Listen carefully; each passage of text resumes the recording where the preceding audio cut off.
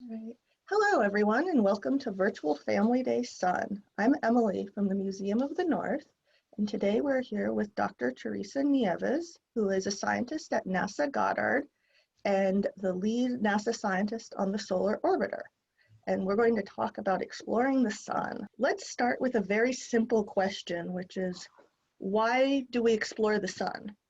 Hi, Emily. Hi, family and kids. This is a very important question for us because we live in the atmosphere of one star, our sun. And this is why it's important. There are two main reasons I will say. One is because by understanding our star, we can go and try to understand better the rest of the stars in the universe.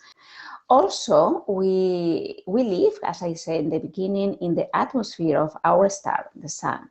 And we are protected from the radiation and all the activities from the sun with, a super shield around the Earth, which is called the magnetosphere. It's like a magnetic shield that protects us from this radiation.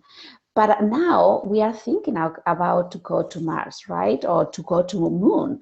And also we have more and more satellites in the upper atmosphere. So we need to protect our technology and also our astronauts that are going to go to the moon and Mars from this radiation. So as we understand better the sun, we can not control, but at least to forecast or predict how is the behavior and variability of the sun. Yeah, that's very important because the sun affects everything on Earth. We wouldn't Right. be here if it weren't for the sun, so we should Mm-hmm. try and understand it. Can you give me an example of how the sun, solar activity, or space weather, as they call it, affects life on Earth? Everything related with technology at Earth in the ground phase can be affected. For instance, power grids. These are because of the some storm, we can have a blackout in our power. So we have to predict for that. But if we go a little bit, up in the atmosphere, in our planes, but also in our satellites, the people that are traveling through the Earth poles very often can be affected by this radiation. But also in our satellites, for instance, signals, GPS, communications can be affected by this radiation. All those things are very important to the way we live. So if they all Right. went down at So once, we are more and more technologically dependent. And yes. we, for instance, right now, you and me, we are Mm-hmm. talking through a satellite because when Mm-hmm. I talk, my information is going to a satellite and eventually is going to you. So we need, in order to, keep doing these fun things, we need to keep our satellite safe. I never thought about Zoom as being through a satellite, but yeah, it's absolutely correct. Yeah, it's internet. Mm-hmm. So one of the ways that we are learning more about the sun is the solar orbiter. Mm-hmm. So what is the solar orbiter and what does it do? So Solar Orbiter is the latest mission to explore the sun. Solar Orbiter is a collaboration between the European Space Agency and NASA. And the goal of Solar Orbiter is to understand how the sun create this atmosphere that we call heliosphere, how create what we call this solar wind, which is the radiation that is flowing away from the sun, and then also how the variability of the sun affect to the atmosphere, the heliosphere. Mm-hmm. Yeah, so your question also related to where is going to go Solar Orbiter, right? Yes. So Solar Orbiter is going to be in orbit around the sun, but for each orbit is going to be closer to the sun. And also eventually is going to go in the orbit, is going to go to very highly inclined orbit. So in a way that we are going to be also observing by the first time ever the sun poles. So in each orbit, as I say, we are going to be closer and closer to the sun.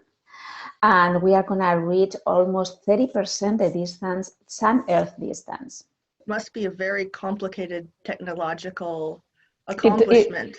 Right, because to get out of the ecliptic plane, we need a lot of energy. Actually, something that very interesting is that we use the gravity assistance from Venus and Earth in order to, go and modify this orbit and get the orbit that we require. So the spacecraft is going very close to the planet and use this gravitational energy from the planet and go up over the ecliptic plane or closer to the sun. I know the Solar Orbiter launched about a year ago. So where is it now? Has it reached the sun? Is it still on its way? So it went to the sun, went around the sun and back to Earth.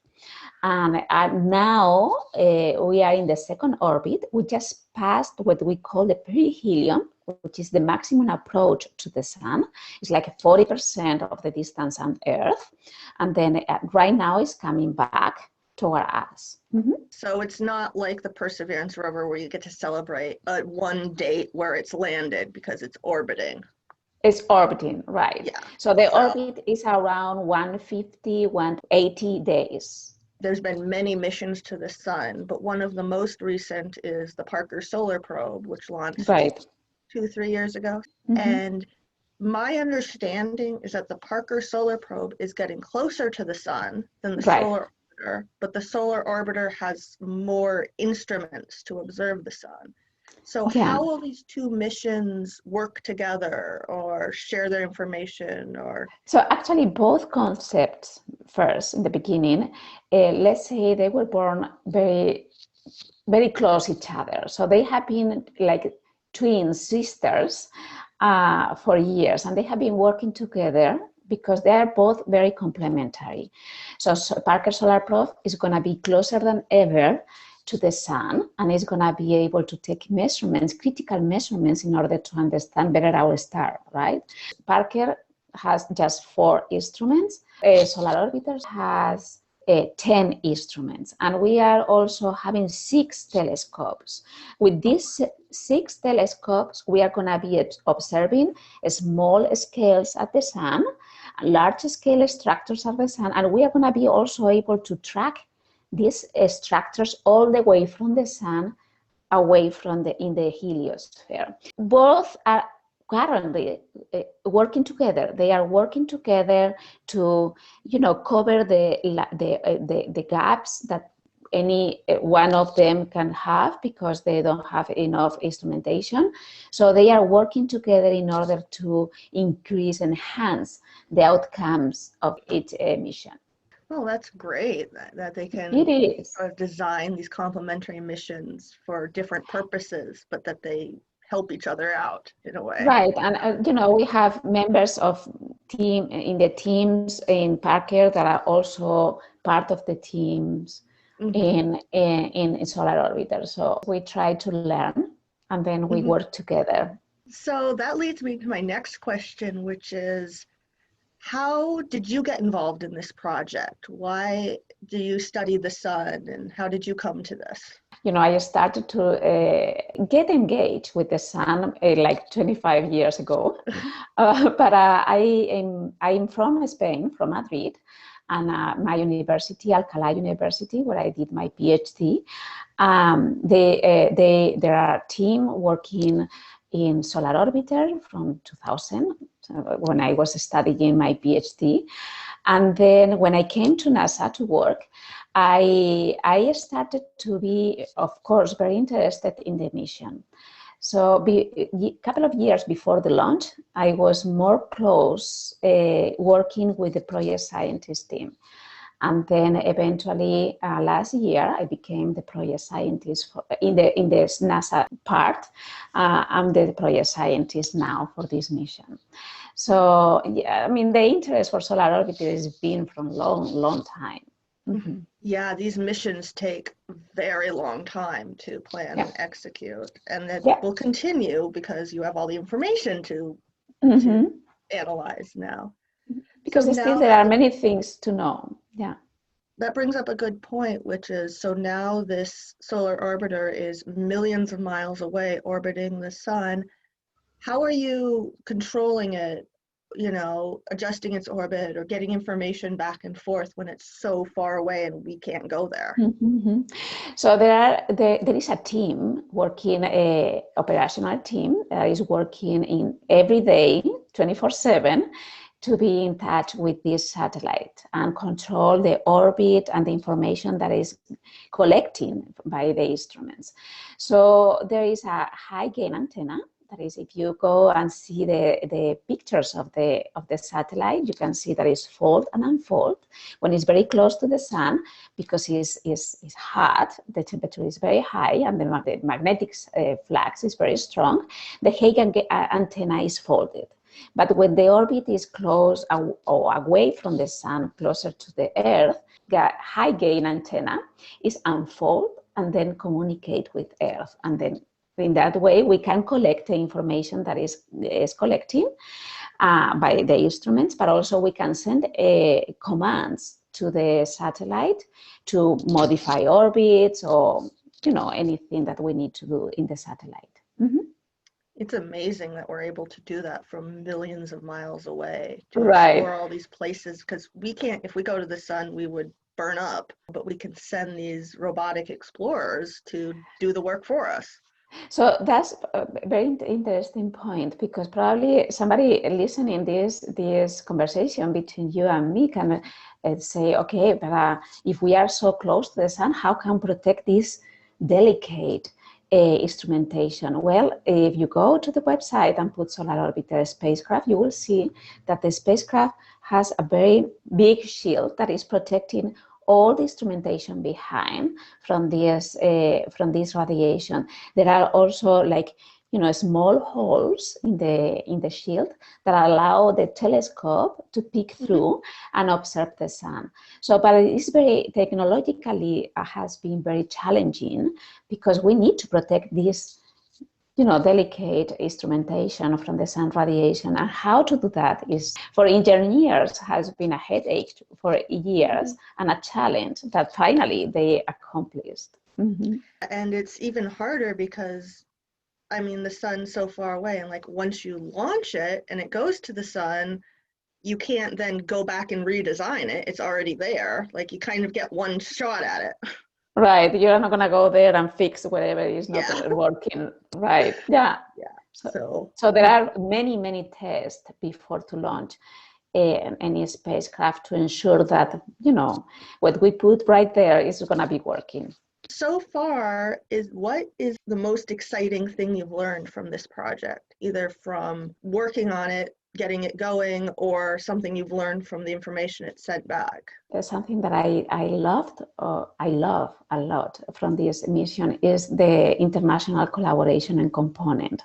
Has been 10 instruments leading by different countries. Has been an exercise for scientists from all around the world to work together in order with the same goal. And this is, very, very beautiful in one side, very challenging, and has been, very amazing in summary.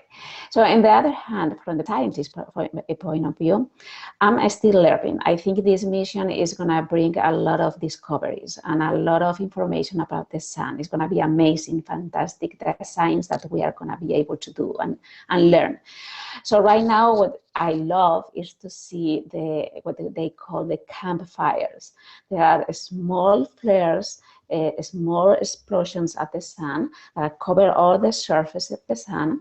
And there are, for us, for scientists, not just beautiful images, but also we believe that these can be answers for questions, mysteries in the sun that have been in the field for years. Mm-hmm. We've known about solar flares for a long time, but this is a more recent discovery that there's these sort of mini flares everywhere. Right, and probably is the source of energy that keep the corona very hot comparing with the sun surface. This is one of the mysteries that has been in the field. We didn't understand why it was happening. Right now, the scientists are trying to learn more and to confirm these findings. Mm-hmm. So that was the most exciting part of the project. So what is the most challenging part of the project for you? Yeah, as I said at the beginning, the teamwork, this large teamwork has been very challenging. But as I say, something that are also very amazing. And at the end, you can see teams from many countries. You know, there are 10 instruments, 10 teams, 10 countries, 10 cultures, and many more cultures, not just 10, because, you know, each instrument also is bringing other countries. So, and this is very challenging, but it's very rewarding also. It's beautiful and it's amazing to see how we can work together for the same goal. It's very inspiring. So now that the solar orbiter is orbiting the sun and sending back information, what's next for you? Are you still, I assume there's a lot of information to analyze, and then what's next? Are you going to keep working on the solar orbiter? Do you have other projects coming up? So right now, I have to be honest with you, I'm trying to enjoy the science from a solar orbiter, also from Parker Solar Prof. I'm a scientist. I love to, you know, to work with this data and look for, you know, solve questions that are still in our field. Eventually, I'm gonna be involved with other projects, and there are other projects. We saw Perseverance. We are gonna go to the moon. We are gonna go to Mars. And then we need also to understand how the variability from the sun behave around these planets. So next things to explore maybe is space weather in the planets, or the satellites of the moon. And also, why not to think about beyond what is happening in the interstellar medium. So maybe NASA, or, you know, the young scientists watching this video can think about a mission to go there. Why not, right? Yeah, we've learned so much, but there's so much more to learn. Mm-hmm. You know, we have a whole universe to explore. And it's fun, so that's why I probably be involved in many other projects. Well, that's all the questions I have for you. Do you have anything else to add? Any words of wisdom?